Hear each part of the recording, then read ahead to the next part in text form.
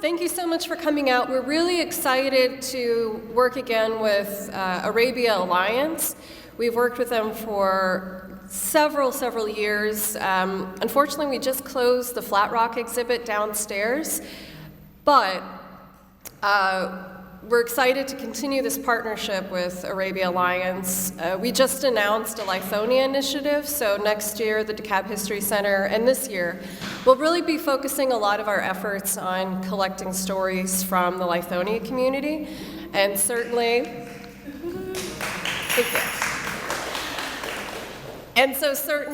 the story and legacy and revitalization of Bruce Street is part of that story. So we're excited to have this presentation today to talk about what's going on with Bruce Street. And we have some wonderful exhibits about Bruce Street, including this amazing bell from the school. So with that, I want to introduce our speaker, Brigette Jones. She's the Assistant Executive Director for Arabia Mountain National Heritage Area Alliance. So I will turn it over to Brigette. Thank you. All right, good afternoon. Yay. All right, you guys, yes, my name is Brigette. I am the Assistant Executive Director for Arabia Mountain Heritage Area Alliance, and I am new to Georgia. Let me start there. I am a Tennessean by birth. I am native to Memphis. I was educated at Tennessee State University in Nashville. So most of my expertise has always been in Tennessee history, particular to the African American experience. And then I was sought out by a certain lady named Ravonda. Y'all might know her.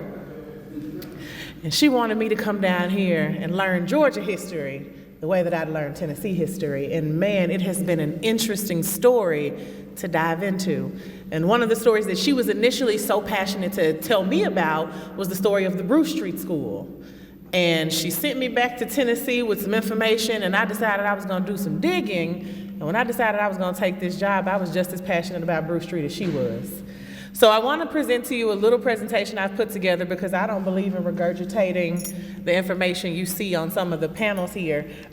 Legacy and Future, Remembering and Restoring the Bruce Street School. So we're gonna not only discuss the history of the school, but our work and our connection to the school and the work that we're doing to restore and revitalize an area that many would overlook in this modern moment.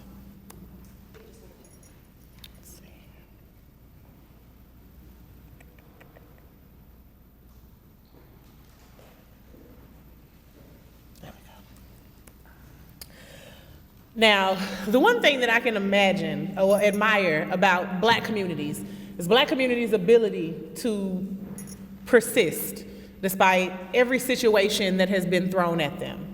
There's an art exhibit that I curated called Black Joy in Spite of, and I think the beautiful thing about Black people is that in spite of what they've gone through, they continue to evolve and climb and succeed. And that has been true for Black Americans since before they were technically Americans. And that is evidenced in the school that the community built. Now, initially, there was a school in Lithonia called the Yellow River School.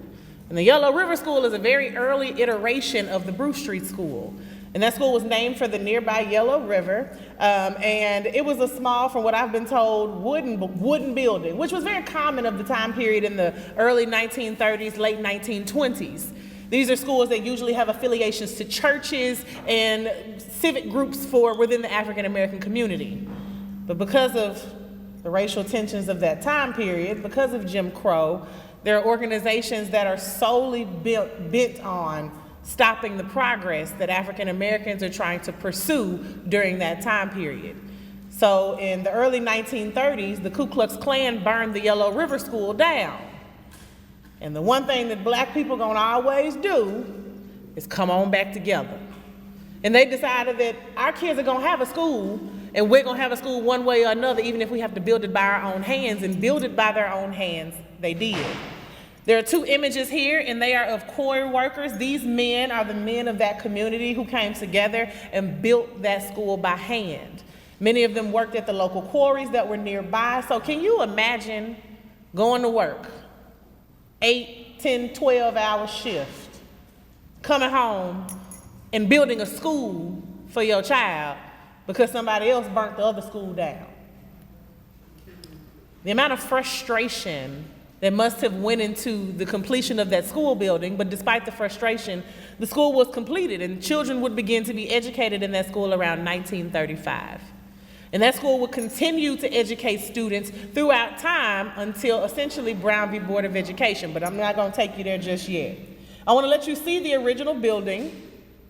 Originally, you have this wooden building here, and then they will add that stone that you see here around the second grade picture. There's also an image here in the back of an outbuilding that once existed on the property. And these images showcase a community. These aren't just images of people in place. These are images of people who knew each other. There are cousins in this picture. There are sisters and brothers in these pictures.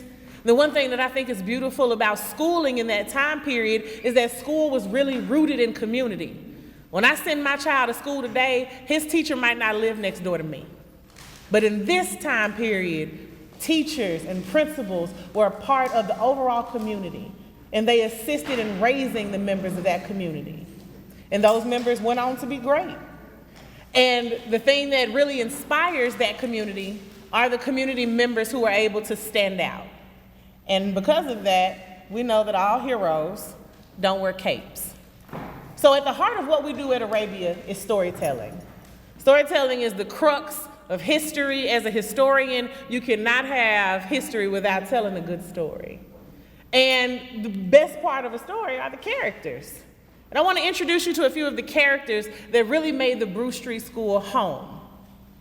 First up is Miss Ada Anderson Beck. And I decided to call her head chef because that's what she was. She might not have gone to L'École Culinaire, but that was a chef. And that lady was able to cook home-cooked meals. When I went to school, I went to Memphis City School District, and they was giving us Hot Pockets at lunch. And not to say that I don't enjoy a good Hot Pocket, but I can assure you that Miss Ada Anderson Beck was not serving Hot Pockets at the Bruce Street School. I bet they were eating fresh picked green beans and slow roasted corn, and they were eating the type of meals that my grandmother cooked. Fried chicken and roast. It was like a Sunday dinner, Monday through Friday. I don't know how they continued through the day, but I believe that Miss Ada Anderson Beck knew that that was her skill set. And that was a point in time where a lot of people from that era may not have had college educations. But that does not mean that what they had inside of them did not pour out into their community to feed and educate in ways that we may not always understand in today's modern time. Next up, we have the principal, Mr. C.E. Flagg. Now, Mr. Flagg was an HBCU graduate. And as an HBCU graduate, I know that Mr. Flagg came into that school knowing how to interact and educate young black and brown children. Mr. Flagg wrote his thesis in mathematics. Mr. Flagg was an educated man. But the paradigm of that time leaves educated black men in a very peculiar position because they can't just always go out into the world and be the person that they may see in the mirror. They have to hone themselves in such a way as to not offend everybody else. But the one thing that is beautiful about the community that surrounded the Bruce Street School is that you didn't have to lower yourself for anybody. People got to be as great as they wanted to be. And people like Mr. Flagg was great. Every single oral history that I have heard that talks about Mr. Flagg talks about how awesome of a principal he was, how stern he was. Because what is the black community without discipline, Lord? And Mr. Flagg and Miss Beck are pillars of that discipline and pillars of the community that allowed the Bruce Street School to educate so many over time. Now, the one thing that does happen towards the end of the 1950s, I touched on it a moment ago, was Brown v. Board of Education. That ruling is passed in 1954. But unfortunately, Brown v. Board of Education didn't mean that integration was going to be an immediate happening, because racism is still racism. And so what the state of Georgia decides to do is make separate equaler. wasn't exactly equal the first time around. We'll take another stab at it. So this is the dawning of a new day. Now, these schools are called equalization schools. And equalization schools were built across the state of Georgia. And these equalization schools were meant to level the playing field a little bit, if you will. So what Georgia decided to do, instead of just integrating the schools and sending black children and white children to school together in 1954, we're going to build some new black schools and some new white schools. The state of Georgia built approximately 700 schools for white children and approximately 500 new schools for black children. Equal, but separate. The new Bruce Street School was opened in about 1955. Students began going in that time period, and they loved their time at the Bruce Street School because it's still a new school. And at that point in time, for many black Americans, we didn't get a lot of new stuff. So if we got some new stuff, we're going to use it, and we're going to enjoy it. And the memories and oral histories that surround that new Bruce Street School are beautiful. The Brucian, that yearbook, is beautiful. Homecoming queens, homecoming kings, football teams, pep clubs. These are future educators, future farmers. The reminiscence of a community is in that school, directly across from the school that the community built. Imagine how it must be to walk to school every day and past the school that the community built as you enter your new school building. That's a pride that still exists in that community today. But unfortunately, it still wasn't equal. So in 1968, with the passage of the Civil Rights Movement, equalization schools end effectively in Georgia, and schools are integrated throughout the state. That means that black children of Lithonia can now go to Lithonia High School. And that is exactly what happens. And that'll leave this building and the building that the community built kind of standing still for quite a while. Unfortunately, in the 1970s, the school the community built will burn down. Probably from neglect. There's no real reason why. But that school is part of our restoration efforts today. And the official Bruce Street School, the new equalization building, will be turned into what is now a police department. The next door, the old gym, is now the Lucius Sanders Recreation Center. My baby is there for summer camp right now, still serving communities today. So on that note, as we look back to move forward, because that's how history works. I was talking to my fiance about this morning, that history connects everything. There's no science without history, there's no math without history, and I know STEM and STEAM people will probably hate me for saying this, but history, the humanities are the crux of who we are. Those are the stories of our people. Those are the stories of not only how we got here, but what happened. And those stories are how we know to continue to move forward to create better tomorrows. The stories may be ugly, they may be painful. We may have to really talk about some issues that are still festering in our communities today, but until we actually revisit what is necessary, we will not go far. Saying that we just not gonna talk about it don't fix nobody. Not acknowledging cancer does not take it out of your body. And that's what racism has been to this community. It has been a cancer. So our work at Arabia Mountain is to talk about not only the hard stuff, but also the highs. Because looking forward means that we know that the children that graduated from the Bruce Street School went on to be politicians and attorneys and educators, mothers, fathers, aunties, chefs. They went on to build the American society that Georgia still makes money off of today.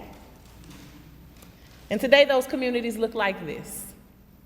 We hold events regularly and interact with the community around the Bruce Street School because that community still exists. The school might not be there, but the community sure is. So we make sure that we hold storytelling festivals. This upcoming June 18th, if you are there, we're holding the storytelling festival right outside of the ruins for the Bruce Street School. And I'd love to invite you to come and listen to these stories firsthand. I don't want to tell you the stories too much because I want you to come hear them for yourself. I was born in 1991. I don't do as much justice to a story from 1972 as somebody who saw 1972. But these stories are stories that everyone needs to hear and everyone needs to partake in, and it doesn't have a color attached to it. We also want to make sure that we include the community in that conversation with how we restore the Bruce Street ruins. Because what do we look like walking into the community and saying, this is what we want to do, but not engaging the actual community who lives there, who has to deal with the plight of that community day in and day out. So we want to make sure that we bring everybody to the table and allow everybody to have a seat, because this is our shared collective history. But because I am a millennial, I really wanted you guys to have a millennial take from a descendant perspective. And I found, if I can get my, what's going on? There we go. Let's hear him talk about his experience as a descendant. They built it, that was the first one they built, that one, and then the Ku Klux Klan built it. And so they built this one, and all of a sudden that one burned down too. Both of them were burned down. You know, this place has a lot of history, so that's why, and I brought my kids over here to stop and look at it, because most of our family is buried in the graveyard back there. And I bring them down here to let them know all their ancestors and that. But my grandfather had his hands in this school. My great-grandfather had his hands in this school. Untold story about the generation that built that school is that they were all brick masons, because there were no other jobs down here. Yeah. And my great-grandfather died in 1951 from lung cancer. So that whole generation of black men that built those schools, they all died from lung cancer from working on the mountain, blasting that rock every day. Wow. So in 1951, my grandfather had to fly back from Korea. He was in the Korean War to bury his father at 21 years old. And he said that he had to get come down here because the only place to work was on the mountain. And he saw it killed all of his father's co-workers and friends and stuff. So he went and joined the military. And then he not knowing that his own father was going to be next. Wow. So, yeah, it's just a lot of history in this town that's not really marked on and talked about. You have to get it from word of mouth from the elders before they pass away. Mm-hmm. So now, I'm 38 years old, and I find myself coming down here. I'm always trying to seek and consult the elders in the community, because, I grew up down here from 4, 5 years old, and all the elders from that time period are gone. There's only a handful of them left. Yeah. So I try to get as much history as I can, so that I can pass it down to my kids, and so on and so on. Let them know that their bloodline had something directly to do with this building. But yeah, I was just going to the graveyard to pay my respects to my great grandmother and ancestors and stuff. And I see you guys had something going on, so I had to come over here. A man that I never got to meet, I always wanted to meet him. We have his pictures and stuff hanging up, but it's a very, very intriguing individual. I wish I had the chance to meet. Yeah. But I got to meet him through his son, my grandfather. He passed away in 2020. Really? But he gave me a lot of knowledge about this whole area. It's just so much history in this picture alone. That's why I just stood here just dumbfounded, just looking at it. And a lot of the children in this picture I'm related to. A lot of them are my cousins and so on, because I'm related to damn near everybody down here in this town. Because my folks came here from Covington. And straight out of slavery, when they were freed, they moved to Latonia. So most of them, a lot of them I don't even know, because they're still out in Covington. We have an entire street named after or something. Because when the slave master died, and they freed him, he left them all the land. So a lot of them stayed, and the other set moved out here. Some of them moved here, some of them moved to Atlanta and Decatur, but the majority of them came out here.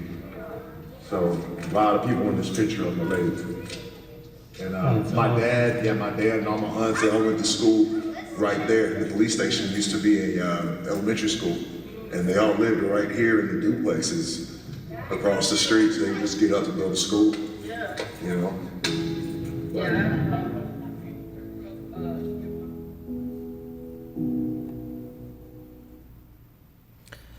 So as we think about the connection between yesterday and today, understand that we are them and they will be us. Because all these stories are intertwined and interconnected. My ancestors mean a lot to me. And when I say ancestors, I don't mean just the people in Tennessee. This is a collective consciousness. And as we tell these stories now, our children will tell them tomorrow. I make sure that my 7-year-old understands the weight that is on his shoulders. As much as I don't want it to bear, I understand that he has to know, as a little black boy growing up in Georgia, he must know what came before him. And stories like the story that this young man just told really pairs well with why it is important to revisit these histories. Because they still hurt today. And we can tell them until we're blue in the face. But like Frederick Douglass said, what was made good before the war was not made, what was done before the war was not made good after the war. We cannot let them forget what they did to us, because if we do, they will.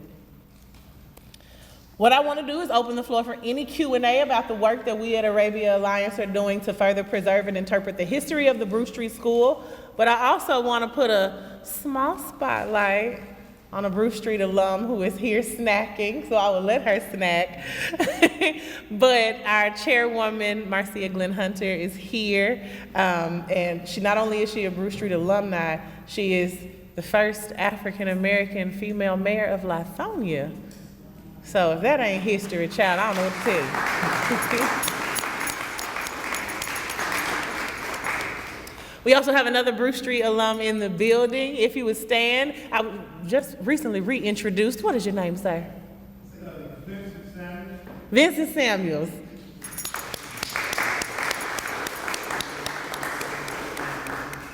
The Recreation Center was named after his uncle. No way. Oh, wow. Okay. She is also Wonderful. Welcome. Thank you.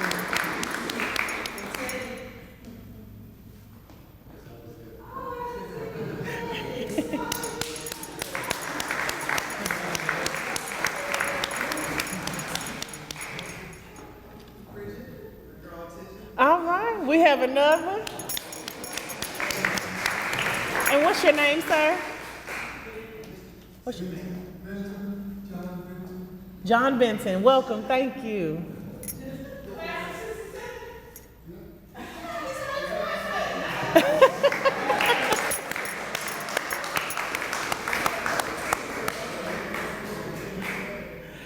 And that right there is how you build community in real time.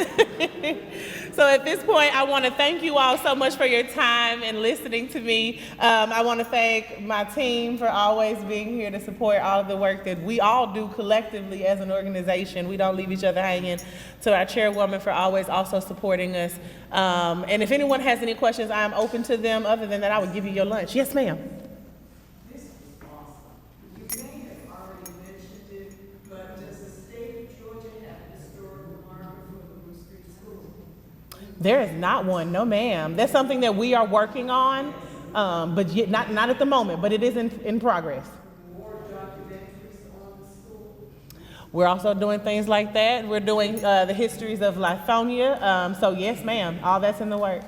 The city is a historical city, and many of its landmark buildings have been recognized as such. So we're all pursuing, along with renovating that school, the designation quite literally for the school.